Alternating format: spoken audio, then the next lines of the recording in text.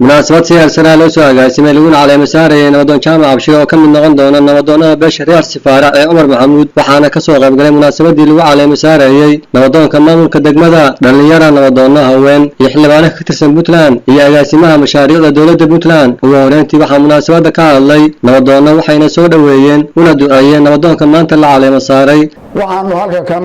ka soo gudbinaynaa oo u soo gudbinaynaa dadweynaha kan sharafka leh oo Puntland intiisa badan mataqaanaa ka kooban sida Nugaal oo kale Mudug oo kale Bari oo kale dadweynahaas waxaan u soo gudbinaynaa nabadoon Jaamac Abshir Umar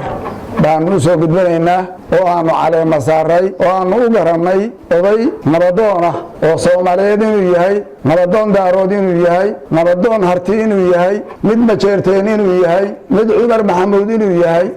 mid beesha reer Muuse Aadan xirsi yahay saasaan u soo gudbinaynaa xilkan weyn oo wanaagsan oo dadka muslimka jaamac waxaan leenahay uu ku idmaday ilaahay ha kugu garab galo cadaaladda ku dheganow ilaahay ka baq dadkii ku idmaday wanaaji dadka islaamka oo guud ah wanaaji wixii ku mutaa wanaag ha kugu muteen waxaan soo dhaweynaynaa nabadoonka cusub nabadoon Jaamac Abshir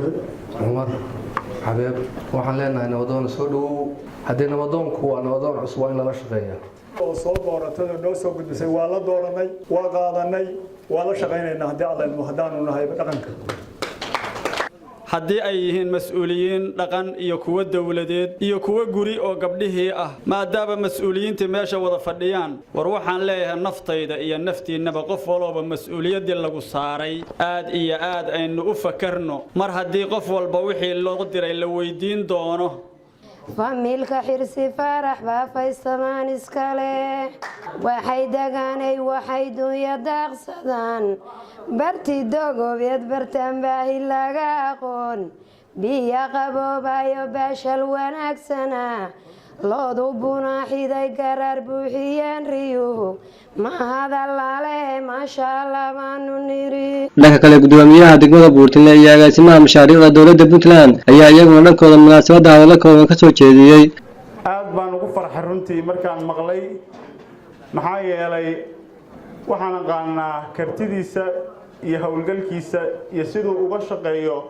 horumarka deegaanka run ahaantii ka maamul ahaan maadaama uu yahay nin dhalinyaro arrintaasi farxad weyn bay gelisay maxaa yeelay hawlaha taagan ee lagu samata bixinayo deegaanka inuu nagala qayb qaato oo runtii enerjigiisa aanu ka faa'iideysano aad baan arrintaas u soo dhaweeyay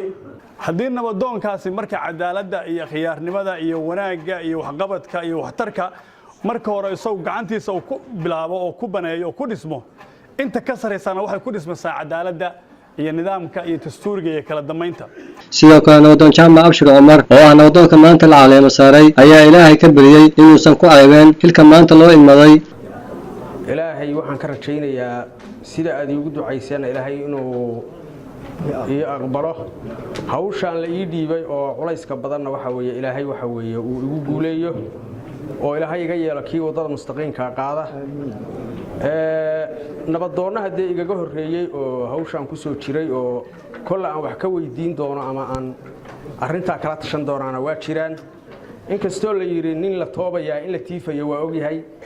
oo ninku mar hadii waxa weeye hawshan uu soo qumay dhibta iyo culayska ka dambeeya waa iska dareemaya ugu dambeyntii xildhibaan Cabdiqaadir Xuseen Nuurdire oo ka mid ah xildhibaanada baarlamaanka Puntland oo ku hadlayay afka golayaasha dowladda Puntland waxa uu dhankiisa sheegay inay aqoonsadeen nabadoonka maanta la caleemo saaray anoo ka wakiila saddexda gole oo garsoorka fulinta iyo golaha xeer dejinta Jaamac Abshir Umar oo nabadoona oo golaha dhaqan ku soo biiray saacadaas laga bilaabo waanu aqoonsanay waana u gudbinaynaa ilaa madaxweynaha haddii Alla Mawlid Maxamed Kooshin warbaahinta SBC degmada Buurtile.